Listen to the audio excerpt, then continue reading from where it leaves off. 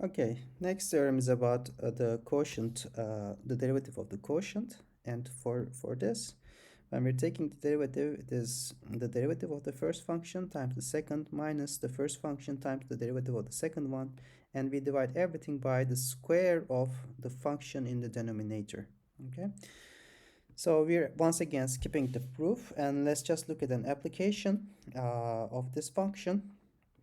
So when we take the derivative, it's the derivative of x to the power 5, which is 5x to the power 4, times the function in the denominator minus x to the power 5 times the derivative of this function, x to the power 2/3 plus 1. So its derivative is 2/3 x to the power minus 1 over 3, and the derivative of 1 is 0.